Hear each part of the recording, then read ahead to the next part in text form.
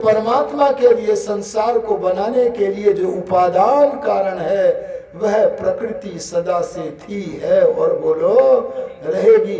हाँ, प्रकृति में परिणाम होता रहता है, परिवर्तन होता रहता है, लेकिन आत्मा में और जीवात्मा में कोई परिवर्तन बोलो। आत्मा भी निर्विकार है, जीवात्मा भी निर्विकार है, पर आत्मा अपने को विकारी समझने लगता है। होता नहीं है, समझने लगता है। कैसे समझता है जी? आत्मा का प्रिय साथी है। आत्मा यदि आत्म राज्य का राजा है तो इस राजा का प्रधानमंत्री है मन, और मन कभी अच्छा हुआ तो आत्मा अपने को कहता है मैं अच्छा हूं। अगर मन में कभी कालीमा आ गई तो आत्मा कहता हाय रे मैं तो काला हो गया। माने ये विकारी नहीं है, पर अपने निकटस्थ साथी के साथ अपना संबंध इतना घना जोड़ लेता है कि उसके विकार को अपना विकार मान लेता है। वास्तव में आत्मा विकारी नहीं है। अरे समझ में आया कि नहीं आया? ये गूढ़ चर्चाएं वेद की हो रही हैं आपके सामने, और ये चर्चाएं केवल आर्य समाज के मंचों से होती हैं, और कहीं आप ऐसी चर्चाओं को सुन बोलो नहीं सकते। तो क्या पता लगा? आत्मा भी सदा से है, परमात्मा भी सदा से है, और बोलो प्रकृति भी सदा से है। ये तीनों सनातन है, और परमात्मा ने आत्मा को इस प्रकृति से बने हुए संसार में काम करने को भेजा है। अरे बोलो क्या करने को भेजा है जी? कर्म करने को भेजा है। और देखो, आत्मा का स्वाभाविक गुण जहां ज्ञान है वहां प्रयत्न भी है। अरे बोलो, जहां ज्ञान है वहां ज्ञान को सार्थक करने के लिए परमात्मा ने आत्मा को ज्ञानेंद्रियां दे दी। ले आंख से रूप का ज्ञान कर, अरे कान से शब्द का ज्ञान कर, अरे अंतःकरण से भी ज्ञान कर।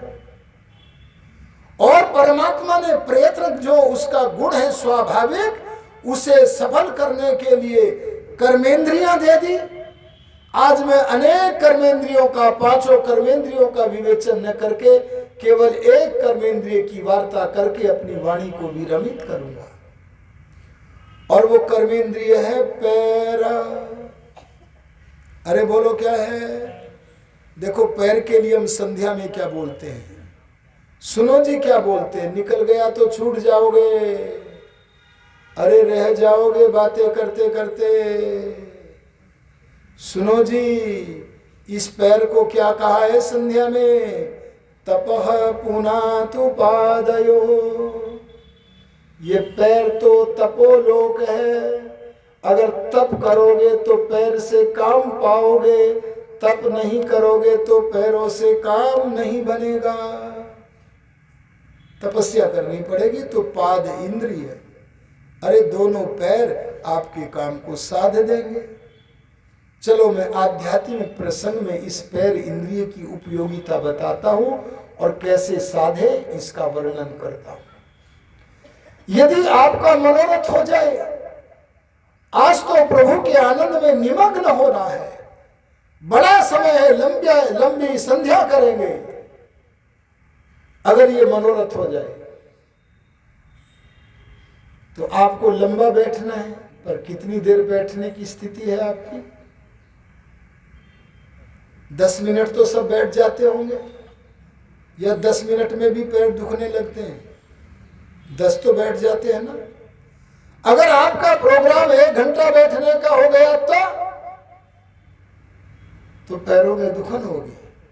और जब दुखन होगी ना तो मेरी तरफ देखो, ऐसे पैरों को करोगे। अच्छा, जब पैरों को ऐसे करोगे तो आपका मन पैरों की दुखन में जाएगा या प्रभु के चिंतन में होगा? आहा, आपका मन विक्षिप्त हो गया, बिखर गया पैरों की दुखन की तरफ। ये पैरों में दुखन ही ना हो, ऐसी स्थिति को सिद्ध करने का नाम है आसन की सिद्धि। ध्यान देना, जब तक आसन सिद्ध नहीं होगा, समाधि को सिद्ध नहीं कर सकते, प्रभु का प्रत्यक्ष नहीं कर सकते। इसीलिए हमारे ऋषियों ने कहा अपने पैर को अपने नियम में लेकर, अपने अधीन लेकर आसन की सिद्धि कर लो। अगर आध घंटा बैठ पा रहे हो, 1 घंटा बैठ पा रहे हो, इतने मात्र से मत मानना कि आसन सिद्ध हो गया, पैर हमारे नियंत्रण में आ गए। अगर आप अपने पैर को नियंत्रण में लाकर आसन को सिद्ध करना चाहते हो तो आज मैं आपके सामने योग दर्शन के 2 सूत्र उपस्थित करता हूं। कितने सूत्र बोलो? नोट कर लेना, बहुत बड़ी बात आ रही है। अब आपको वो टेक्निक पता चल रही है कि चाहे 10 घंटे बैठो, 15 घंटे बैठो। दयानंद जी 17, 18 कितने कितने घंटे बैठते थे, पर ये बिल्कुल योग, कोई अंतर नहीं आता था। वो टेक्निक सुन लो ध्यान से, हिंदी में बोल रहा हूं। पहला सूत्र महर्षि पतंजलि जी ने दिया, स्थिर सुखम आसनम। आसन ऐसा पकड़ो, भगवान के चिंतन के लिए ऐसे आसन पर बैठो जो स्थिरता दे, माने उसमें हिलना डुलना ना पड़े, स्थिरता दे। ऐसा कोई भी आसन जो आपके अनुकूल हो उसे चुनो। और शवासन पर मत लेट जाना, ये कमर सीधी रहनी पड़ेगी। एक बोला जी शवासन बड़ा अच्छा लगता है, मैंने कहा अच्छा, कमर सीधी हो, गर्दन सीधी हो और पैरों को जिस स्थिति में रखना चाहो उस सुखासन में रख लेना। सुख भी हो और स्थिरता भी हो। स्थिर सुखम आसनम, योग की दृष्टि से जो आसन हमें स्थिरता दे, सुख दे, बोलो उसका नाम क्या है जी? आसन। अगर ऐसा कर लिया आपने और पहले आपकी स्थिति आधा घंटे की थी तो 1 घंटा तो नहीं होगी इससे, पर 45 मिनट तो हो जाएगी। अरे बोलो हो जाएगी कि नहीं हो जाएगी? कुछ तो बढ़ेगा। लेकिन आप 45 मिनट नहीं बैठना चाहते जी, आप तो दयानंद ऋषि की तरह घंटों बैठना चाहते हैं। आप तो स्वामी आत्मानंद जी की तरह आनंद लूटना चाहते हैं। अरे अपना मनोरथ पूर्ण करना चाहते हैं, लंबी लंबी संध्याएं करना चाहते हैं। इसके लिए महर्षि पतंजलि जी ने दया करके दूसरा सूत्र बनाया, उसका व्याख्यान सारे ऋषियों ने किया। अरे स्वामी आत्मानंद जी ने भी किया। और वो सूत्र का व्याख्यान मैं आपके सामने धरता हूं, ध्यान देके सुनना। क्या सूत्र दिया? प्रयत्न शैथिल्य अनंत समापत्तिभ्याम। इसमें 2 तरीके आ गए। पहला तरीका सुनो जी ध्यान देके, आने जाने वालों को मत देखो।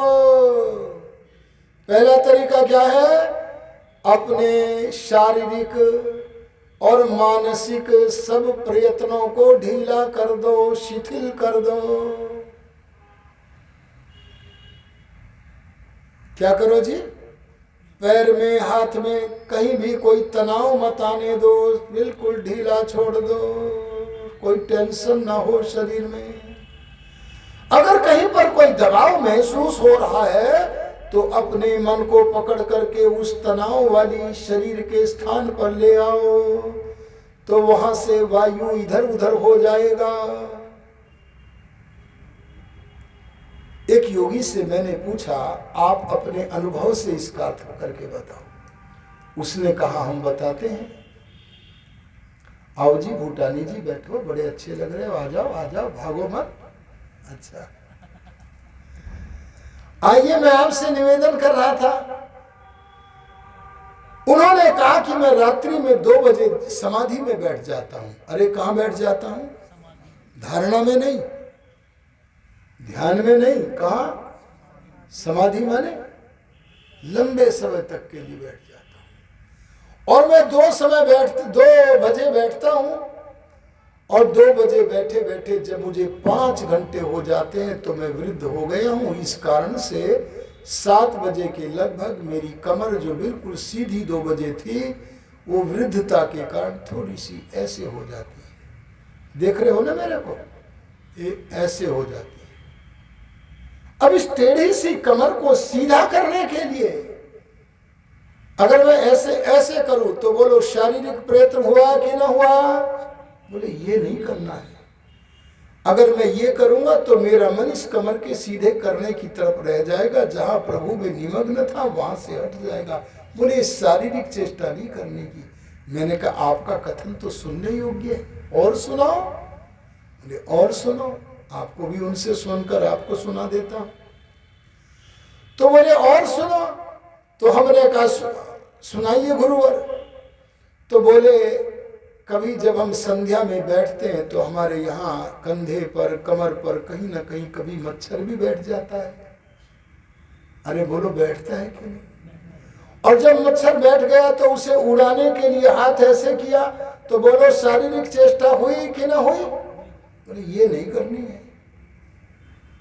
मैंने पूछा क्या फिर मच्छर को काटने देवे? तो बोले नहीं, घर में ऐसी द्वार पर जाली लगाओ कि मच्छर ही ना आवे, प्रबंध करके बैठो। और जाली ना लगा सको तो अपने मच्छरदानी में बिल्कुल आसन लगाकर, तख्त का आसन हो और मच्छरदानी हो, उस पर बैठो बिल्कुल आराम से, ताकि बीच में कोई शारीरिक चेष्टा करने की आवश्यकता न पड़े। आया जी प्रयत्न की शिथिलता क्या है? शारीरिक प्रयत्न बंद। जब तक शारीरिक प्रयत्न है तब तक विक्षेप है। अरे बोलो क्या है विक्षेप? माने मन की बिखरावट है। अरे मन की चंचलता है, और मन की चंचलता के रहते हुए तुम्हारा आसन क्या, कोई भी योग का अंग सिद्ध होने वाला बोलो जी। अगर आपको बड़ा काम करना है तो वेद कहता पृथक प्रायन प्रथमा देव होता। सुनो जी कितनी बड़ी वाक्य में भगवान का बोल गया। क्या कहा? प्रथमा। अगर दुनिया में प्रथम कोटि का मनुष्य बनता है, जैसे हम इतिहास में देखे राम बन गए, कृष्ण बन गए, दयानंद बन गए, तो उनको प्रथम कोटि का मनुष्य बनने के लिए पृथक प्रायन, दुनिया के लोगों की तरह नहीं चलना है, भीड़ की तरह नहीं चलना है, बल्कि उनसे पृथक अलग होकर के चलना है। लोग उठ सोते हैं अगर 11 बजे, तो आपको 9 बजे सोना है। अरे लोग उठते हैं 7 बजे, तो आपको 3 बजे उठना है। माने आपको सब लोगों को न देखकर अपना प्रेम मोक्ष के लिए और मोक्ष के साधनों के लिए ही बढ़ाना है। अगर आपका प्रेम मोक्ष स्वरूप परमात्मा के लिए बढ़ गया, अरे मोक्ष के साधनों के लिए बढ़ गया, तो आप समझो कि आप सबसे अलग चल रहे हैं। और मोक्ष साधनों के बिना आप अन्य पदार्थों की भूल भुलैया में फंस रहे हैं, तो आप दुनिया में जैसे भीड़ चल रही है वैसे ही चल रहे हैं। इसलिए वेद ने कहा पृथक प्रायन, आप सांसारिक साधारण लोगों से अलग चलो। अरे आई बात की नहीं आई? तो क्या करो? बोले जैसे शारीरिक प्रयत्न बंद किए थे, ऐसे मन के प्रयत्नों को भी बंद कर दो। क्यों जी, छोटी बात है कि बड़ी बात है? करना पड़ेगा। एक आदमी बोला जी प्रवचन करो, मन नहीं टिकता, क्या करें? ये विषय दिया। तो मैंने कहा जो मनुष्य 23 घंटे मन को खुली छूट दे देता है और 1 घंटे रोकने का प्रयत्न करता, बोलो रुकेगा क्या? आज तो टेलीविजन में नाच देखेंगे, नाच के साथ रूप और ध्वनि भी सुनेंगे। बोलो उस भूल भुलैया में फंसा हुआ मनुष्य क्या अपने मन को एकाग्र कर लेगा क्या? अरे अगर आपके लिए आवश्यक कार्य है वहीं पर मन लगाना है, इधर उधर भगवान से दूर करने वाले किसी भी कार्य में अपने मन को बोलो नहीं लगाना है। इसलिए मानसिक तनाव बंद करने हैं। एक उदाहरण दे देता हूं।